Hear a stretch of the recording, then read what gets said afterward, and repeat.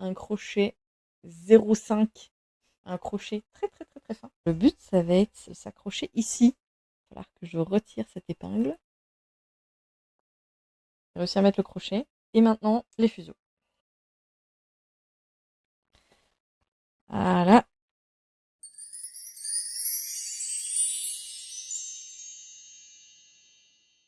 Hello, hello tout le monde. Alors aujourd'hui, on attaque la queue de croque-mou. J'ai repris la dentelle il y a un mois avec des petits exercices et avec pour objectif un jour de faire mes propres modèles. On y est, donc je suis vraiment contente en fait. C'est un peu, j'ai l'impression d'avoir atteint une étape. La semaine passée, on avait fait un exercice de fond qui était plus complexe. Ici, on reste sur, en tout cas, le, le modèle est simple sur les lignes, mais on a quand même quelques difficultés parce que forcément ça s'élargit, parce qu'il y a des angles bizarres. C'est un chouette challenge et j'espère que ça va bien donner. Voilà, j'ai préparé tout ça, tout ça, tout ça, tout ça. Du rouge, du noir. Il y a un paquet de fuseaux pour aujourd'hui. Mais de nouveau, on va pas tout faire ensemble. Parce qu'en fait, vu qu'on est sur une dentelle où tout n'est pas d'un bloc, chaque côté ici, c'est 10. Donc là, j'en ai encore une fois 10, donc ça fait 20. Chaque petit trait ici, ce sera fait via une cordelette de 4. Donc du coup, 4, 8, enfin, donc rien qu'ici, j'en ai 16. De l'autre côté, j'en ai 16 aussi. Donc on est déjà à 32, plus les 10 de chaque côté, on est déjà à 52. Et après, ici au milieu, j'en ai préparé 20. Mais on verra parce que je sais pas trop ici, vu que ça s'élargit beaucoup, il va falloir que j'en rajoute au fur et à mesure. Pareil, c'est la première fois que je vais faire ça. Et petite nouveauté, j'ai changé mon sous-main. Je l'ai fait moi-même, je l'ai coupé moi-même en beau haricot. Et comme ça, c'est dans mes couleurs, je trouvais que c'était joli. C'est là qu'on va voir l'intérêt d'avoir une galette ronde. C'est que bon, ici c'est tout droit. Mais après ici, je vais devoir tourner la galette pour pouvoir attaquer ici. Et par exemple, quand on va revenir ici, ça va être pratique de pouvoir protéger les fuseaux des aiguilles et des fils qui sont là. Donc c'était vraiment, ça devenait indispensable. J'ai envie de dire, allons-y.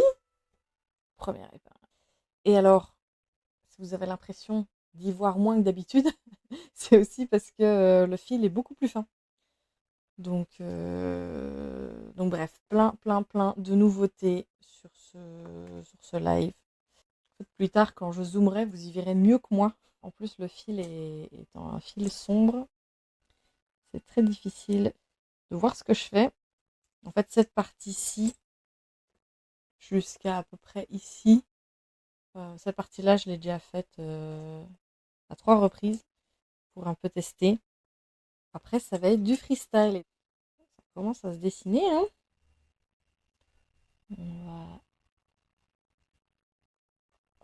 On va piquer ça là. Je vérifie ce que j'ai fait. 1, 2 torsions. Très bien. J'ai ma nouvelle paire qui est là. Parfait.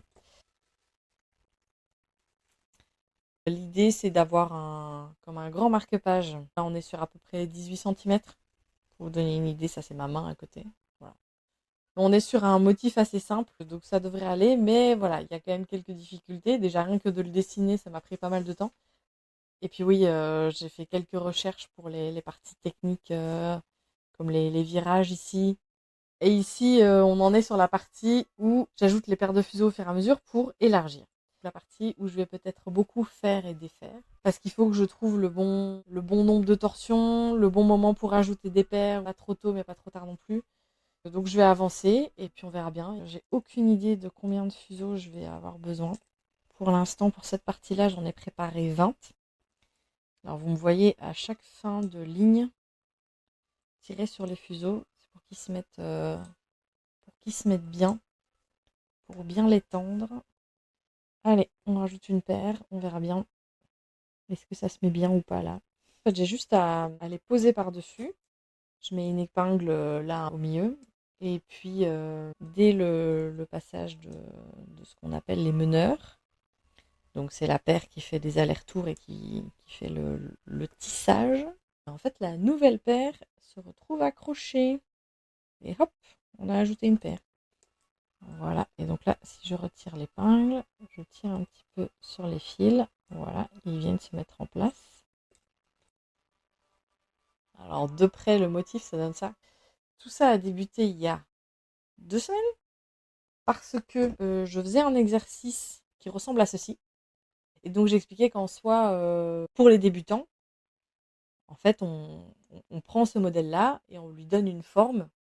J'avais sorti mon carnet de quand j'étais enfant. J'ai fait un petit bonhomme, une cloche, une petite fille.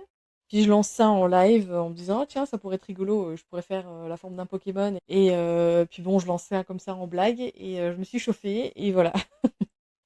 Bon, à la différence, c'est que les petits modèles que je vous ai montrés là, c'est très arrondi. Avec Croque-Mou, on a des virages très serrés. Donc du coup, ça va pas être aussi simple que ça. Mais voilà, en fait, tout a commencé comme ça. Effectivement, on a déjà bien avancé. De 4, 6, 8, 10, 12, 14, 16. On est déjà à 16. Sachant que là, la toute première épingle, j'étais à 4. Bon, ce que je vais faire, c'est que je vais les mettre tous à la même hauteur. Et puis, je vais les bloquer. Et on va voir pour rajouter cela comme ça. Je vais mettre du noir là.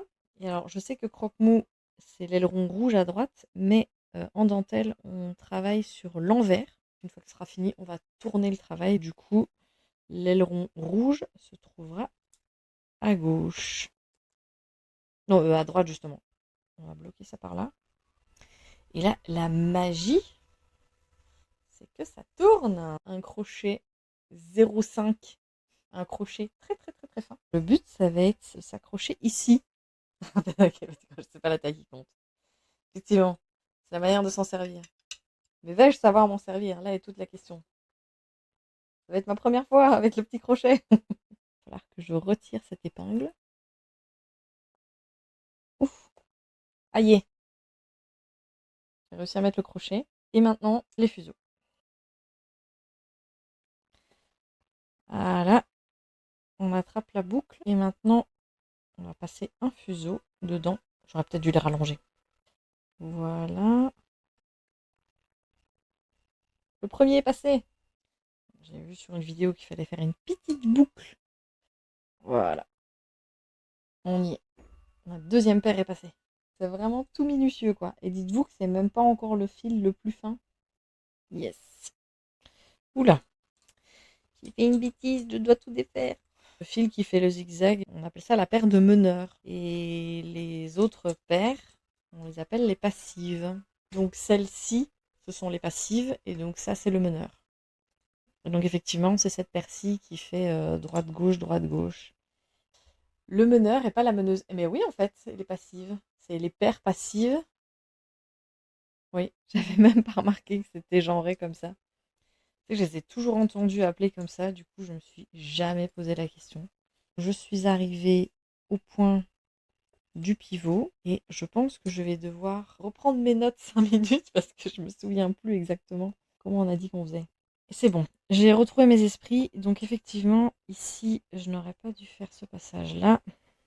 Cette aiguille-là se met là, là je passe au-dessus et en dessous et je repars. Je comprends mieux pourquoi dans mes livres ils me disent de les mettre bien droites mes épingles parce qu'effectivement quand je tourne du coup là je vois vraiment qu'elles sont penchées. Ah là là, je peux progresser. Alors voilà ce qu'on a pour l'instant. On va faire la petite cordelette ici. C'est que je commence à prendre le coup. Il s'est échappé. Voilà nos 4. Bon là par contre il faut vraiment que je vienne placer ça parce que sinon ça ne va pas aller. Il existe même des sous-mains comme ça où il y a juste un petit trou justement pour ce genre d'exercice où il y a trop d'épingles autour. Faut que je l'attache, que je fasse les petits nœuds. Et ça y est, la première petite cordelette sera faite. Et là, c'est le suspense. Est-ce que je vais réussir à passer là? Ouais. Ok. Les 2 derniers nœuds. Et je coupe. Je peux couper à ras, mais j'ose pas. Et voilà, notre première petite cordelette est placée. Bon, il y a encore du boulot, hein. Alors, j'ai un tout petit peu continué, pas beaucoup. Juste de quoi filmer un petit peu pour Instagram. N'hésitez pas, si ça vous intéresse en tout cas, d'aller voir et de me follow là-bas. Pour le bout du marque-page, je ne sais pas encore trop quoi faire. On verra quand on y sera. Soit je termine un bord tout net et puis on coupe les fils à ras. soit, je sais pas, peut-être laisser les fils et les attacher tous ensemble pour faire un, vous savez, comme les petits pompons qui pendouillent parfois de certains marque-pages. Donc là, on est passé en dessous, c'est bon. Et là, on va aller chercher cette pointe au-dessus, derrière l'épingle et en dessous. Voilà. Donc vous voyez, là, je remets pas d'épingle en fait. On vient tourner autour de celle-ci. Donc je vais continuer un petit peu par ici, histoire de ne plus avoir les fuseaux dans le chemin. Et alors, on va pouvoir terminer la petite cordelette et la rattacher. Donc, vous voyez, j'avais déjà quasi fini la petite cordelette. Ok. Et maintenant, on va devoir aller se glisser dans ce trou d'épingle. Vraiment pas facile cette étape. Maintenant, je comprends mieux. Il y a des dentelières qui mettent un fil et du coup ne sont pas obligés d'utiliser le crochet. Au moment de mettre l'épingle, insère un fil temporaire, une petite boucle dans laquelle par la suite on viendra glisser les fils. Et alors, oh là là, j'y arrive pas du tout. Il faut que je fasse attention de ne pas abîmer. Ah voilà, j'en ai un. Donc ça déjà c'est cool. Et je vois que j'ai déjà un petit peu abîmé le fil. Donc ça, il faut que je fasse attention parce que s'il casse, ça va être la cata. Maintenant, le second. Oh non. Non, non, non. J'ai cassé le fil. Non, ok, il n'est pas cassé, mais il est clairement bien endommagé. Après, il y a une paire qui est passée. Si je les accroche tous sur cette même paire et que je fais le nœud, peut-être moyen que je m'en sorte. Ah oui, bah voilà, le fil a cassé. Je crois que tout ça va se finir avec de la colle. Non, bon, c'est pas pro, mais voilà. C'est mon premier modèle, j'apprends. Hein. Soyez indulgents. Voilà, je vois que ça tient quand même, donc c'est bien. Bon, clairement, pour le prochain pivot, je vais essayer la méthode du fil miracle. J'espère que ça vous amuse de me voir galérer. C'était ni la première et ce ne sera pas la dernière fois non plus. Alors ça, c'était la dernière épingle avant le fameux pivot. On va mettre un fil blanc parce que ce sera vachement plus visible. Déjà, on va faire notre pivot. Donc ici, je passe dessus. On va mettre l'épingle et dessous. Je pense que c'est là entre deux qu'il faut que je me mette. Voilà. Comme ça, là, le fil est coincé. Ça, ce sont des petits pivots, c'est celui-là. Et que j'ai ici, qui vont être drôles. Parce que là, j'ai 1, 2, 3, 4, 5, 6, 7 passages autour de la même épingle. Ça va être un bon exercice technique. J'utilise mon petit poussoir pour enfoncer tout ça sans me faire mal aux doigts. Je pense que je vais mettre de côté ces fuseaux-là. Et on va faire cette petite cordelette-là pour voir si le fil magique a fonctionné.